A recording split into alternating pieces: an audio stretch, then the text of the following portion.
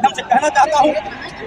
केंद्र की सरकार को कि वो आपातकाल में सदन बुला करके ये सुप्रीम कोर्ट द्वारा जो सब क्लासिफिकेशन SC/ST में बनाया गया है इसे खारिज करने का काम करें। नियम कानून बनाने का काम नियम में खड़े हो रहे हैं या जिन्होंने हुजूम बता रहा है 2027 बहुजन समाज पार्टी के है। बहुजन समाज पार्टी मात्र बाबा साहब डॉक्टर बी आर अम्बेडकर की आगे सुप्रीम कोर्ट का निर्णय हुआ है, ये भारतीय जनता पार्टी के कार्य का हुआ है, गलत हुआ है। इसलिए माननीय सुप्रीम कोर्ट से हम लोग निवेदन करेंगे, अपील करेंगे, जो निर्णय दिया है उस पर पूरा विचार करें और हम लोग का जो है रास्ता साफ करें। दोस्तों अभी आज मायावती जी ने भारत बंद का समर्थन और भारत बंद का मेन मकसद है जो सुप्रीम कोर्ट का जजमेंट आया है SC/ST रिजर्वेशन में सब क्लासिफिकेशन करने का और साथ में क्रीमी लागू करने का। तो बहुजन समाज के लोग आज के अगर भारत बंद में सड़कों पर है बातचीत करते हैं।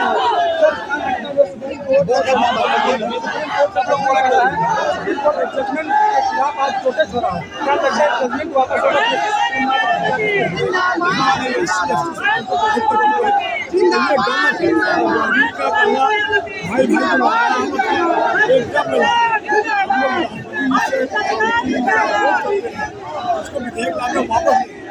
वापस नहीं, इसी प्रकार कुछ फॉलो आगे बढ़ेगा और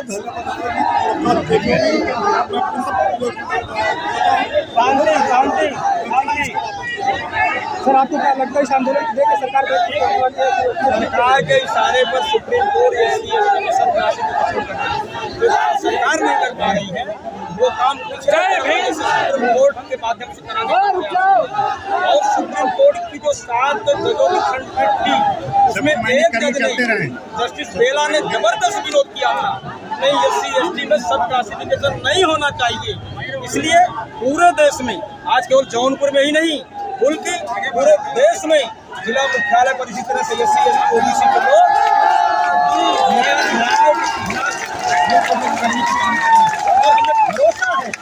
इस तरह से केंद्र सरकार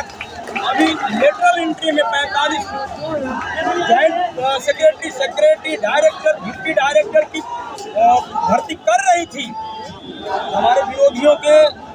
विरोध की वजह से सरकार को ये फैसला वापस लेना पड़ा है। इसलिए हम सब लोगों को पूरा भरोसा है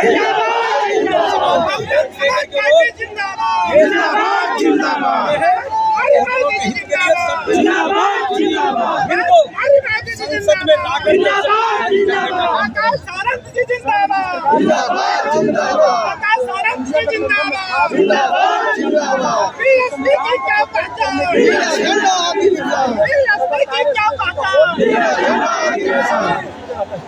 इंडिया गठबंधन में राहुल गांधी,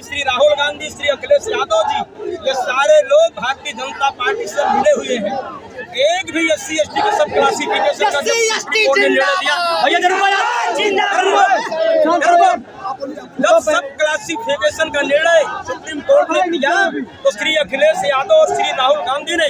एक शब्द बोलने का काम नहीं किया और आज तक नहीं बोल रहे हैं। बल्कि समाजवादी पार्टी के सांसद धर्मेंद्र यादव ने जबरदस्त सदन में विरोध करने का काम करते बहुत अच्छा काम हुआ है। उन्होंने कहा कि समाजवादियों का तो पहले से ये डिमांड थी कि सब SC/ST में क्लासिफिकेशन होना चाहिए और श्री राहुल गांधी जो तेलंगाना में उनकी सरकार है उनका मुख्यमंत्री बोलता है कि इस निर्णय को हम सबसे पहले लागू करने का काम करेंगे और भारतीय जनता पार्टी की सरकार हरियाणा में है, हरियाणा के मुख्यमंत्री बोल रहा है कि सुप्रीम कोर्ट के निर्णय को हम सबसे पहले लागू करने का काम करेंगे। तो निश्चित रूप से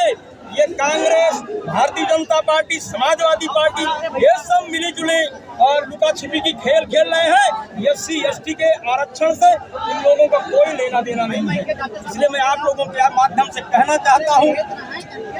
केंद्र की सरकार को कि वो आपातकाल में सदन बुला करके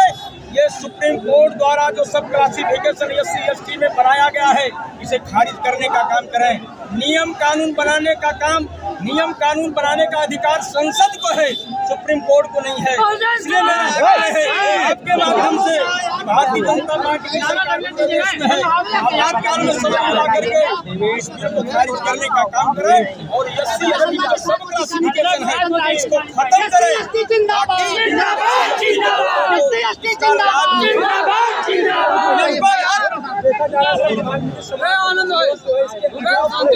वाल्मीकि समाज को भारतीय जनता पार्टी के लोग गुमराह करने का काम कर रहे हैं। 24 सितंबर 1932 को SC/ST का आरक्षण मिला,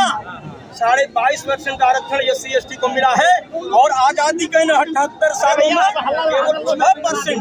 SC/ST के लोग भरे गए हैं। अभी 15% सारी सीटें खाली हैं। पहले भारतीय जनता पार्टी या देश की सरकार या देश की न्यायालय पहले जो खाली सीटें हैं 22.5% SC/ST को भरने का काम करे, उसके बाद जाति जनगणना करा करके गणना के आधार पर उसकी जितनी संख्या भारी उसकी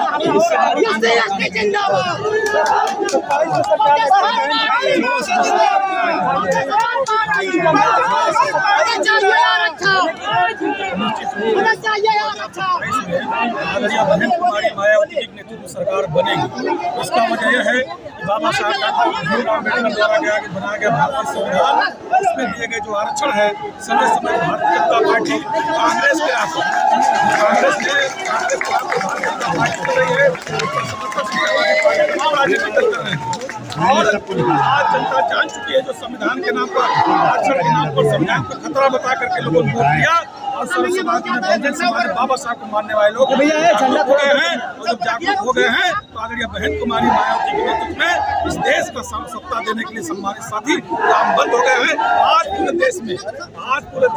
देख लीजिए जिस तरह से SC/ST के लोग बड़े पैमाने पर आप आ गए हैं और जगह जगह OBC के सम्मानित साथी सिंह भाई भी हमारे समर्थन में खड़े हो गए हैं। यह जुलूस हुजूम बता रहा है 2027 बहुजन समाज पार्टी के है और बहुजन समाज पार्टी मात्र बाबा साहब डॉक्टर BR अम्बेडकर की आपके बहन मात्र अधिकारी है जो भारतीय संविधान के प्रति कटिबद्ध है और भारतीय संविधान को चुनाव करने की क्षमता रखती है। बहुत बहुत धन्यवाद सर। आपसे भी एक सवाल रहेगा सर, जिस प्रकार से हो गया तो सर उत्तर प्रदेश में 10 विधानसभा का चुनाव हो गया है, लेकिन अब देखा जा रहा है कि फिर से बीजेपी की बी टीम बताकर दुष्प्रचार किया जा रहा है। कैसे देते हैं आप लोग इसको? बार बार इसका नुकसान आप अच्छी तरह जान रहे हैं कि पूरे देश में हमारे लोगों की संख्या बहुत ज़्यादा है और जो बाई इलेक्शन होने जा रहा है ये बाई इलेक्शन में जो विरोधी लोग बता रहे हैं BSP को बेटी, खुद बेटी वो लोग हैं चूँकि यही षड्यंत्र करके 2022 में प्रमोशन में आरक्षण कर लेकर धोखा दिए, हमारे लोगों को थोड़ा गुमराह करने का काम किए। 2024 में संविधान बचाने का नाम पर गुमराह किए। आप देख लीजिए बाबा साहब का संविधान लोकतंत्र देश से लोकतंत्र से चलता है, लेकिन ये जो भारतीय जनता पार्टी की सरकार बनी है ये राजतंत्र से चलाना चाहती है। इसलिए पूरे देश में आज जो माहौल है ये बैकडोर से साइड से Bharatiya Janata party supreme court के सहारा लेकर के जो SC/ST का जो एक तरीके से जो आरक्षण में बंटवारा करने का काम किया है उससे पूरे देश में अनुसूचित जात जनजात पिछड़े माइनॉरिटी जो इसके लाभान्वित लोग हैं पूरा उबाल है और इसे दर्शाता है निश्चित तौर पर कि आने वाला समाज बहुजन समाज का है और बहुजन समाज पार्टी का है। और जो उत्तर प्रदेश में ये 10 सीट का बाई इलेक्शन होने जा रहा है जो आप पूछ रहे हैं, मैं आपके माध्यम से पूरे देश में बताना चाहता हूं कि 10 के 10 सीटें बहुजन समाज पार्टी की झोली में जा रही है। ये निश्चित तौर पर मैं आपसे पूरा विश्वास दिलाना चाहता हूं। और आज जो धरना प्रदर्शन का इधर भारी विरोध के साथ हमारे अनुसूचित जात जनजात के लोग आए हैं, समाज के लोग आए हैं और अन्य समाज के लोग जो ब्राह्मण क्षत्रिय वैश्य तमाम समाज के लोग बहुजन समाज से बिलोंग करने वाले लोग हैं। माननीय दिनेश टंडन जी हैं, हमारे राजमणि सिंह जी हैं, हमारे जो है कि अखिलेश तिवारी जी हैं, हमारे संतोष अग्रहरी जी हैं, हमारे मुद्दू भाई हैं, तमाम ऐसे हर समाज के लोग आज इस जो है जुलूस में शामिल होकर के भारत बंद में शामिल होकर के उन्होंने दर्शाने का काम किया है कि जो सुप्रीम कोर्ट का निर्णय हुआ है ये भारतीय जनता पार्टी के इशारे पर हुआ है, गलत हुआ है। इसलिए माननीय सुप्रीम कोर्ट से हम लोग निवेदन करेंगे, अपील करेंगे जो निर्णय दिया है उस पर पुनः विचार करें और हम लोगों का जो है रास्ता साफ करें। और संसद में भारतीय जनता पार्टी से भी निवेदन करूंगा, अपील करूंगा कि ये जो है सत्र बुला करके कैबिनेट बुला करके अकस्मात बुला करके नवीं अनुसूची में शामिल करे जिससे कभी हमारे भाइयों में बंटवारा न हो सके, आरक्षण को बंटवारा न सके, आपस में भाई भाई को लड़ाया न जा सके। साथियों इन्हीं के साथ हमारे लोग भारी संख्या में इधर आए,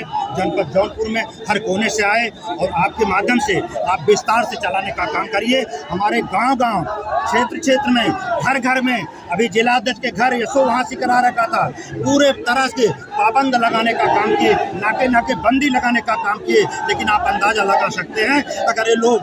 प्रशासन के लोग नाकेबंदी न किए होते तो मुझे लगता पूरा जिला जो है चाहे चट्टी चौराहा से लेकर तहसील से लेकर जिला मुख्यालय से लेकर के, इसके बावजूद भी ये आप देख सकते हैं कितना हुजूम है। आज तक किसी पार्टी का, किसी दल का ये नहीं हुआ है। इसलिए जो धरना हुआ है, जो जुलूस हुआ है, जो भारत बंद का आह्वान है, ये 80 समाज के साथ और समाज के लोग इसको सफल बनाने का काम किए हैं। तो जितने हमारे लोग आए हैं इस कार्यक्रम में, सबको मैं धन्यवाद देता हूँ। बहुजन समाज पार्टी की तरफ से, माननीय बहन जी की तरफ से धन्यवाद देता हूँ और आह्वान करता हूँ इसी तरीके से एकजुटता बनाए रहिए, से जागे रहिए और निश्चित तरीके बाबा साहब का संविधान को जगाए रहिए, लोकतंत्र को बचाए रहिए, अपने मान सम्मान इज्जत के लिए, अपनी अस्मिता के लिए आप लोग जागे रहिए। ये हमारे जितने शेर आए हैं सबको धन्यवाद देते हुए और मीडिया बंधु आपको भी धन्यवाद देते हुए अपनी कहानी को विराम देता हूँ। जय भीम, जय भारत।